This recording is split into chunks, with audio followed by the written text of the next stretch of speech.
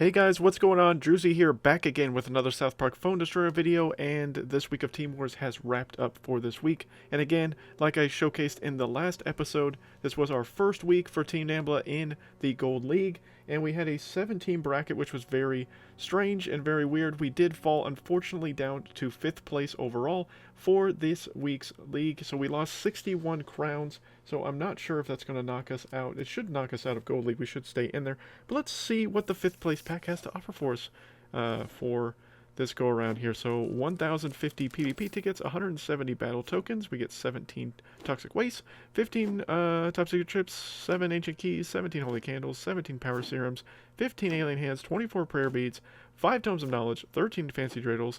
We get 10 robots, 17 Heidi's, 7 Astro Butters, 34 Gunslinger Kyles, 21 Big Gay Owl, 27 Youth Pastor Craig, 4 Coons, and 5 Cyborg Kennys. So we get Coon that much closer to level 5, which is kind of cool, but all in all, that's really about it. But yeah, we did fall down in some crowns. We probably fell down in place. Yeah, we're down to 11th place overall, but there are 3 new teams into Gold League now. There are TMI, Chef's Recruits, and Fuck 'em to Death Riot are in there as well. And yeah, I don't know if any of the teams... It looks like Chef's Elites fell out. And that's the only one that fell in. So then Medicinal KFC also has jumped in as well. So, yeah, and of course, Free-to-Play Whales still in first. Illuminati right there on their heels. And then it is a tight race there for 3rd and 4th there with Casa just ahead of Dire Tide. And Mercenaries is right there as well. So, yeah, pretty close up there in the top 5 teams for the most part. But, yeah, we're going to skip through the vote deck because there's something else I want to talk about, guys. There's going to be a new card coming out. Here we are, guys, on the developer update for this week, and it's from Buck here. There are a ton of card usage events coming for this week in Phone Destroyer, which is awesome. That's awesome. They should do that far more often, right? So this is Spell Week, and there's a sci-fi event or card usage event here for today. Tomorrow, there's going to be a mystical focused one for Tuesday. It looks like there's adventure for Wednesday, and then fantasy for Thursday. So we go through there. You can see, if you want it, I'll leave a link down below in the description for all of these. It'll go through all the different cards for the 24-hour focused events.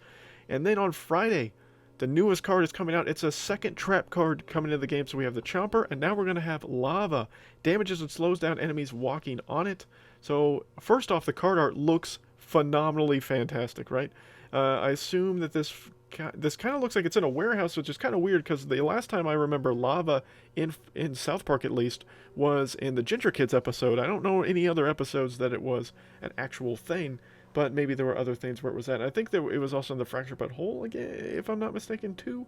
But as far as like in the actual show itself, I know that the Ginger Kids had Lava all throughout in the at the Airport Hilton and all that good stuff. So yeah, it's a 3 energy cost card, and it is a common rarity, so that's going to be easy to level, which means that with the packs that you may or may not purchase for it, we should be able to get Lava to a decent level to see how good it could or could not be. But then this also means, guys, you could run a full Superheroes deck, because this will be the 12th card for the Superheroes theme, because it is purple, and you can see the superhero icon down the bottom left. So the new trap card is hot, will cause damage over time, or DOT. And so enemies walk through it in the lifetime of the trap is 30 seconds long, so that's also key to know. It's going to last for 30 total seconds and do the damage over time. We don't know the scaling of all that good stuff and the slow mechanic and all that, so that's going to be interesting though. But that's going to really help with all these swarms right now. You're seeing so many people using Chicken Coop in Fantasy for obvious reasons. It's a very strong way to go about it. But this could be interesting to see how this works out, if it's going to be a little bit different than Poison. Strong, like how strong is it actually going to end up being? But we've seen the scaling that's been very strong for superheroes lately, so this card could be decently strong. It could be terrible. I mean, I guess we'll find out soon enough here, right? So yeah, but that's what we know about the new card. And it looks like, okay, well, it tells us. So it says 7 damage at level 1, 9 at level 2, 11 at 3, up to 33. So if that's 33 damage times 30, that means it's going to be doing 990 damage over time total for the enemies walking through it. That's fairly solid, right? Because that's for each second, I would assume. 33 damage per second for 30 seconds is 990. Alright, well, at least that's at max level. That could be interesting. That could be an interesting card then. I don't know what that does as far as scaling or comparisons to other things like poison and such. Actually, let me check. Well, no, I'm not going to check that. But yeah, that's at least what that does. So that's kind of interesting to know that. And whatnot, so 990 damage at max level. Okay, but we know that. But we don't know how long it's going to, how well the slow is going to work. So the slow could be similar to what currently the choppers do now, I would assume. So that might be a decent little spell. It's not going to be overpowering by any stretch of the imagination. And here are the list of cards for the Friday event as follows. Remember that during card use events, cards can be boosted up. This will allow you to get a competitive advantage, blah, blah, blah. You'll need 45 points to finish the 24-hour events. The weekend events will require 100 points for solo and 2,000 as a team. On Tuesday, we will be pushing out a hotfix for some issues. The following issues are included. Fix an issue with Professor Chaos card description in some languages. Fix an issue introducing 4.10 where the 2x lockers would not give out double rewards for some currencies. Fix an issue where Professor Chaos could damage friendly units with his Warcry. So that is an issue, guys. It looks like that's being stopped. So Chaos currently does damage to friendly units. That looks like that's going away. That is something that people have been saying for a while now. Is that a bug? Is that a description issue? It looks like it's a bug, and it looks like it's getting squashed here coming tomorrow, which is fantastic because I love Chaos. You guys know I've been playing a decent amount of him lately with the superheroes cards, and now he's not going to be doing damage to my own units. That's pretty sweet. Fix an issue introducing the 4.10 where external music would stop playing when you launch the app. Okay. And following the next season reset on Tuesday, September 3rd, we've been rolling out some balance changes. We're making the following changes. 6-element Randy base attack increased from 75 to 85, and charge time reduces to 14.6 seconds from 15. So, 6-element Randy's getting another buff? Okay, so the last one he got was a Roomba buff. Now he's getting a base attack buff, and his charge duration is going down 0.4 seconds from 15. And Witch Garrison is getting he's getting a buff too. Sweet. I want Witch Garrison to, I don't know if this is going to be enough, but let's see. Witch Garrison base HP increased from 300 to 375, so up 75 at base. Charge time reduced from 10 down to 8 seconds, and his ability radius has been increased from 2.5 up to 4. Is this going to be enough to make Witch Garrison viable? I don't know. The only one that I know that has Witch Garrison to a good level is Haze Demon. Haze has him to level 6. I only have him to level 5, but this is sweet. Yeah, you guys, I've liked Witch Garrison for quite a while. I have him a third of the way to level 6 right now. And this might make me push him to level 6 now here soon, because I actually kind of like Witch Garrison. I like his mechanic. I think his slow paired with Tally is very useful.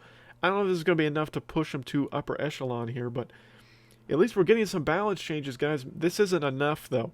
We're not getting anything done to Ink and Craig. We're not getting things done to some of these cards that are really destroying the meta right now. This isn't changing the meta again.